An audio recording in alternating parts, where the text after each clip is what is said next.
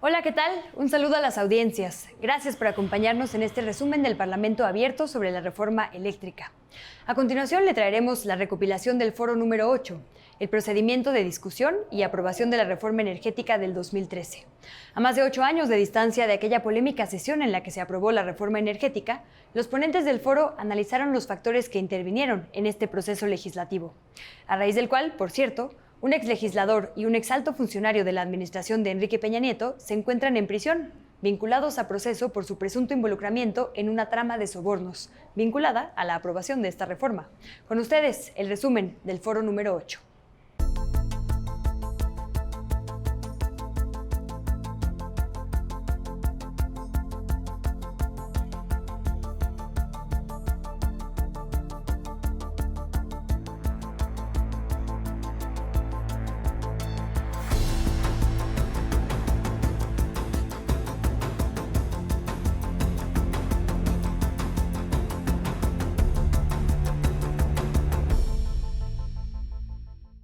Para quienes ahora serán partícipes de las presiones que se han vertido en este taller pluricultural y democrático desde el pasado miércoles, difícilmente podrán escuchar acerca del debate que someteremos a escrutinio, porque nunca existió ese debate. Por tanto, es preciso recordarles a ustedes que solo 3 senadores, todos del PT, alzaron la voz de manera pertinaz en tribuna, pidiendo se abriera el debate y la discusión sobre la iniciativa cedida de presidencia en aquel fatídico 2013.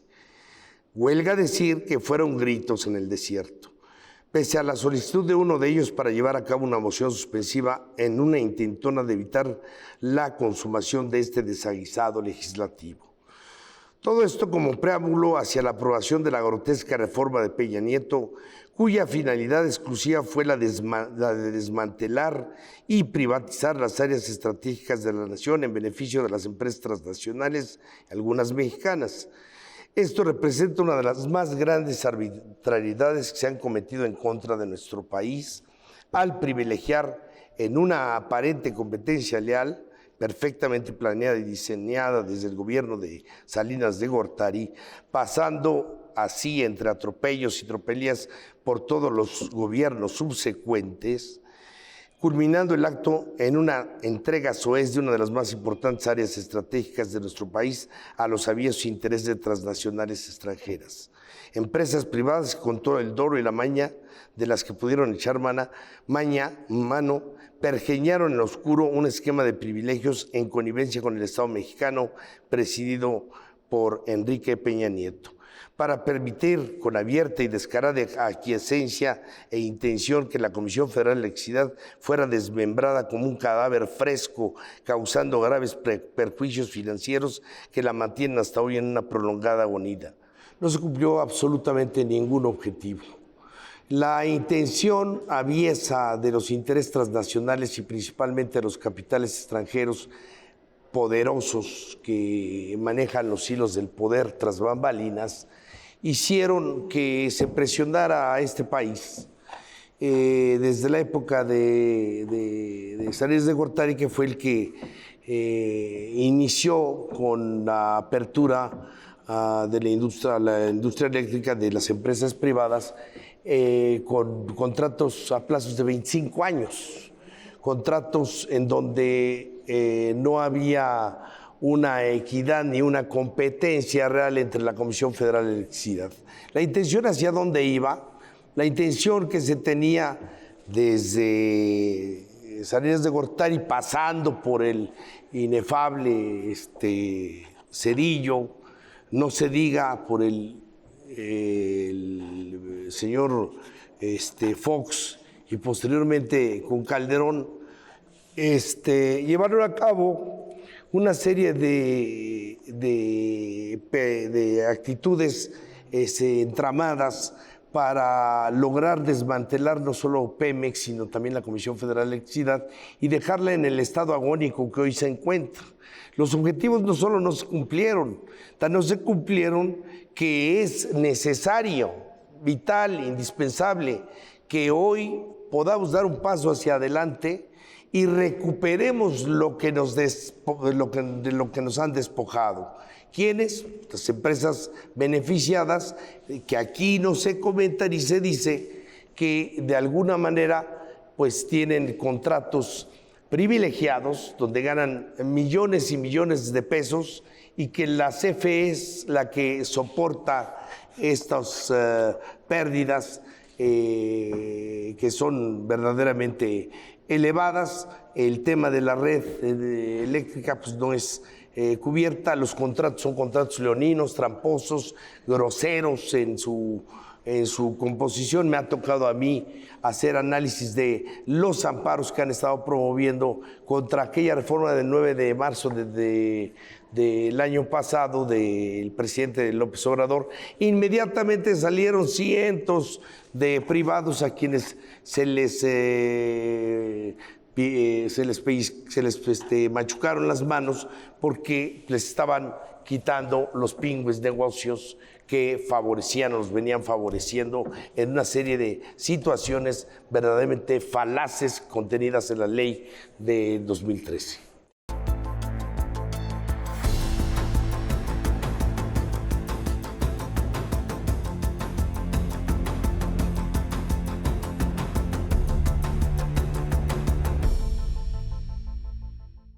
Cuando se discutió la reforma en su momento en el 2013, lo que había antes era un caos.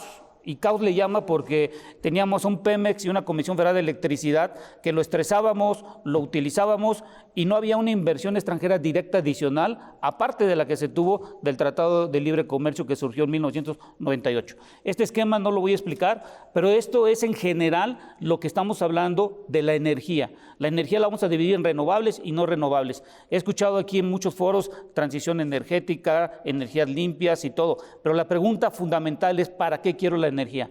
La siguiente, por favor. La que sigue, por favor. Entonces, aquí la pregunta es, toda la conceptualización de la materia prima que tomamos de las energías primarias y las convertimos en energías secundarias, hay que discutir hoy, en esta oportunidad, en qué lo vamos a usar, no trayendo el futuro al presente, no en el presente, sino que hay que determinar en qué estamos utilizando cada una de las materias primas que tenemos en nuestro país y las que estamos importando. La que sigue. Nosotros hoy en día tenemos más de 41% de desaprovechamiento de lo que estamos tomando de las energías. Es decir, esa cantidad de energía, ¿en qué la vamos a utilizar o en dónde la vamos a utilizar? La que sigue, por favor. Entonces, todo el mundo hablamos de la transición, hablamos de la parte legal, hablamos del todo, pero todo el sector energético se basa en un principio. ¿Qué cantidad de dinero tienes de inversión pública y privada? Hoy tenemos la oportunidad, y es la única que vamos a tener, en conjuntarnos y ponernos de acuerdo entre balancear lo público con lo privado. Vemos que en el mundo se está gastando más de 1.8 billones en el 2021 y el sector de combustibles es el de mayor envergadura de inversiones. La que sigue, por favor.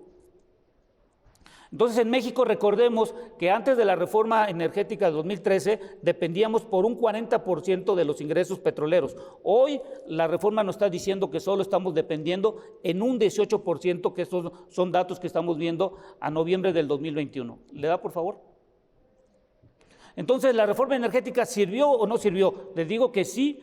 Porque en esta gráfica que pueden ustedes ver en la transición, cuál es la dificultad de los gobiernos, cuánto dependen de los ingresos de la industria de hidrocarburos y de ciertos puntos. México antes dependía del 35%, hoy depende del 18% y estamos más cerca de ser una transición energética. Solo es pues cuestión de ponernos de acuerdo. Antes de la reforma energética, la inversión extranjera directa solo correspondía al 3%.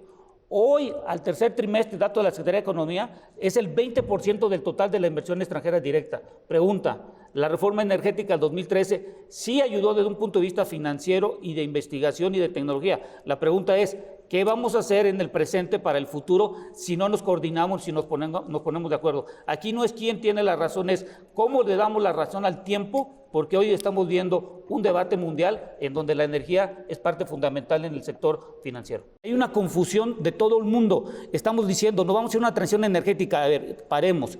El sector de hidrocarburos, del total de la demanda mundial, el 80% se utiliza para combustibles. Estos no van a desaparecer las próximas 4 décadas. Lo que va a haber es un cambio del tipo de combustible que se van a utilizar y la transición energética va a estar en función solo de la generación de la electricidad. En el COP26 ya dijeron y fue claro, la generación de la electricidad en el 2050 es sin carbón.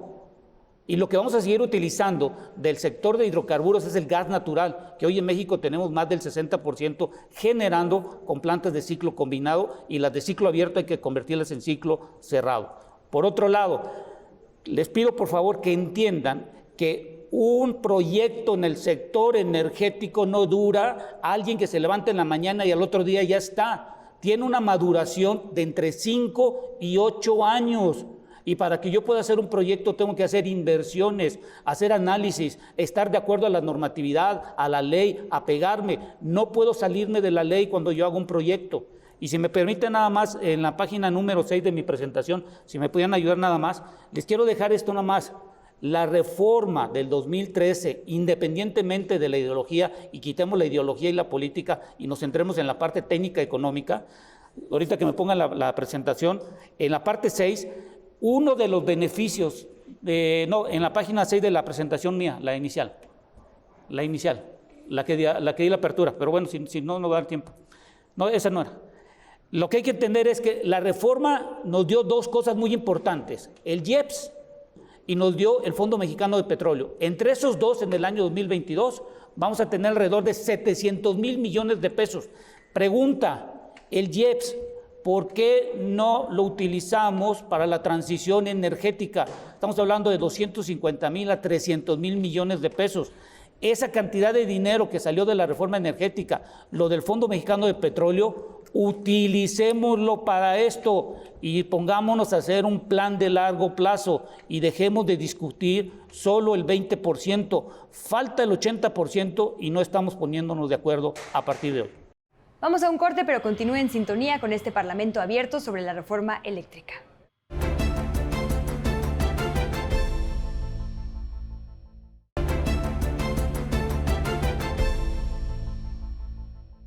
Estamos de regreso y continuamos con el debate de la reforma eléctrica.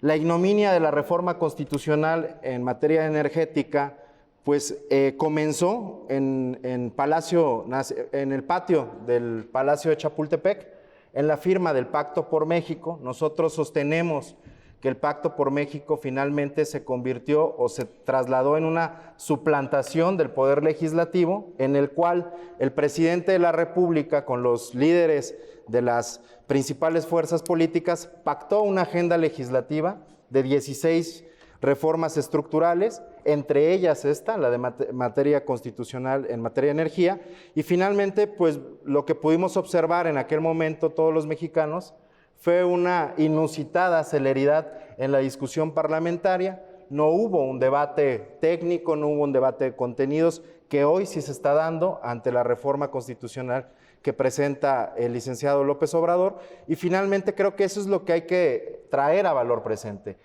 La discusión que se dio en el Congreso, toda la violación al procedimiento parlamentario que se dio en el Congreso Federal, y también no puede pasar desapercibido para la población, para aquellos que nos escuchan en casa, que una reforma constitucional requiere efectivamente de la mayoría en el Congreso Federal, tanto en la Cámara de los Diputados como en la Cámara de los Senadores, pero también una aprobación mayoritaria de los congresos y las legislaturas estatales.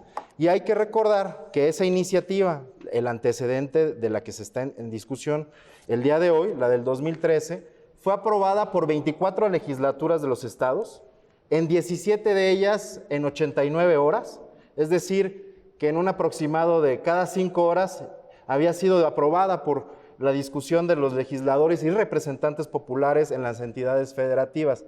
Es ahí el grado de irresponsabilidad que tuvieron los representantes populares inclusive para el anecdotario político y que no puede quedar ahí en el anecdotario, en la tragicomedia de la política mexicana, hubo congresos estatales que discutieron este sector, el sector de energía y los subsectores de hidrocarburos y de industria eléctrica en 10 minutos. La anterior reforma fue demasiado entreguista, o sea, esta es muy restrictiva, aquella es muy entreguista.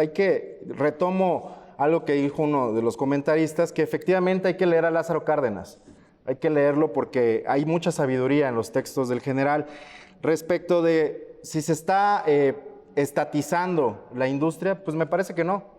O sea, el presidente en su iniciativa es muy cuidadoso de mantener un principio fundamental que es la economía mixta. La participación del sector privado va a seguir presente en el sector de la industria eléctrica. Y finalmente, ¿qué? ¿Se combatió la corrupción o no se combatió la corrupción? Ya nos explicaba Carlos las modificaciones que se dieron en los 90s, en la administración del presidente Carlos Salinas de Gortari y en la administración del presidente Zedillo. Pues finalmente la reforma del 2013 constitucionalizó lo que en las anteriores administraciones se había hecho de manera frontal en contra de la Constitución. Aperturar efectivamente uno de los eslabones de la industria, la generación a la participación del sector privado, se hizo en contra del texto constitucional. Y lo que vino a hacer la reforma del 2013 fue constitucionalizar un despojo que habían realizado a partir de una reforma a una ley secundaria. Entonces, no es un tema únicamente de ideologías o de posicionamientos ideológicos, sí es un tema técnico y es muy importante porque bien dice el dicho popular que lo que mal comienza, mal acaba. Y es importante el análisis del proceso legislativo en el que se discutió la reforma precedente a esta, la del 2013, para ver cuáles fueron las violaciones parlamentarias que finalmente ocultaron todo este andamiaje que se dio en el fondo de la reforma. Todos estos mecanismos de despojos no pudo estar frente a la nación porque no hubo lo que está pasando ahora, un parlamento abierto, algo que se dieran las discusiones. Efectivamente, por ello, el foro que hoy nos convoca es discutir cómo sucedió, cómo nuestros representantes populares en el 2013 discutieron y aprobaron una reforma constitucional a espaldas de la ciudadanía. ¿Por qué no se discutió frente a la ciudadanía si se le pedía a la CFE efectivamente abandonar su visión con la que fue creada, llevar el servicio público a la zona más remota del país, así significara perder las ganancias frente efectivamente a un concepto que viene de la Organización para la Cooperación del Desarrollo Económico, las empresas productivas del Estado, en las que a las dos empresas insignias del país y palancas del desarrollo, Pemex y CFE, se les volvió una obsesión solo volver y trabajar para generar valor económico al Estado? Y dices, espérate, ¿y cuál es tu visión social? ¿Cuál es tu creación? También se afirma que gracias a los gobiernos corporativos o a esta estructura corporativa con la que desmembraron Comisión Federal de Electricidad, se soportó o se blindó más el ejercicio de transparencia y rendición de cuentas. Pues yo me preguntaría entonces, de 1938 a 2013, ¿CFE no tuvo control? ¿CFE no tuvo mecanismos anticorrupción? ¿CFE no tuvo junta de gobierno? ¿CFE no fue auditada por la Auditoría Superior de la Federación? ¿CFE no es controlada por una ley de responsabilidades para los servidores públicos? Entonces, tampoco creamos loas o tratemos de blindar las figuras que nacieron de la reforma del 2013 con medias verdades, porque esa es una realidad. Los mecanismos de control en las empresas públicas también existen y el combate a la corrupción se ha dado de manera frontal en esta administración.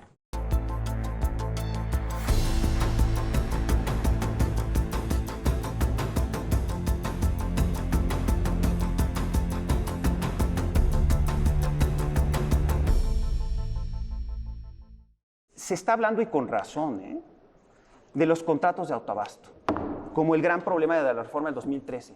Los contratos de autoabasto no tienen nada que ver con la reforma del 2013. Los contratos de autoabasto tienen más de 20 años de existir. Además, ya se van a extinguir. No son para siempre. Los problemas de los contratos de autoabasto, que lo podemos discutir ad infinitum, no se resuelven con una reforma constitucional. No le amputemos un brazo al enfermo de COVID. Todos queremos la salud del enfermo de COVID. Los médicos se equivocan, ¿eh? Entonces me parece que hay que pensar muy bien qué medicina le estamos recetando a México, porque el reto adelante es monumental. ¿Qué hace la reforma constitucional en el artículo 27 y 28? La planeación se la quita a la Secretaría de Energía y pasa a la Comisión Federal de Electricidad. El control del sistema eléctrico nacional se lo quitan al SENACE, pasa a la Comisión Federal de Electricidad. Las tarifas, increíble, salen de la Comisión Reguladora de Energía y la Regulación y pasa a la Comisión Federal de Electricidad. No hay una sola empresa en el planeta, eléctrica que establezca sus propias tarifas. Eso no existe.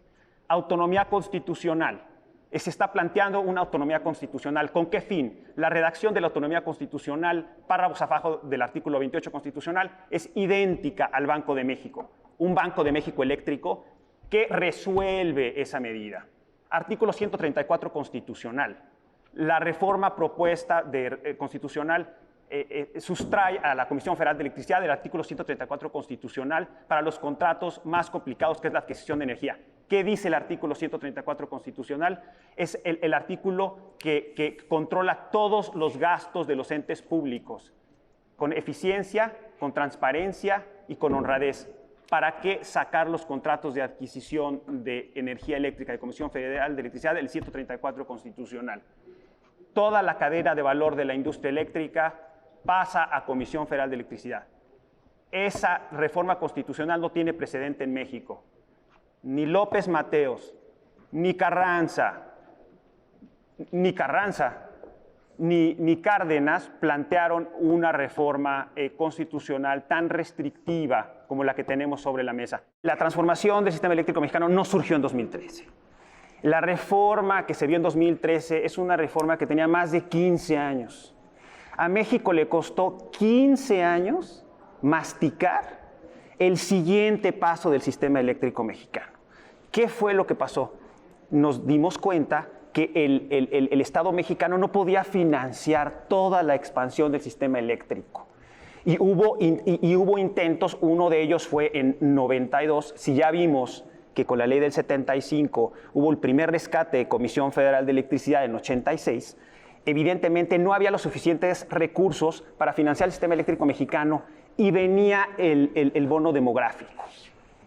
México tenía que crecer mucho más rápido de lo que podía, no podía masticar y aplaudir a la vez. Entonces, es una falacia pensar que en 2013 se resuelve todo mágicamente. No, a México le cuesta trabajo y qué bueno. México llegó muy tarde a la desregulación del sistema eléctrico mexicano.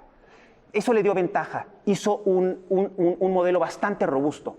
¿Por qué fue un modelo robusto, César? Porque fue un modelo mixto.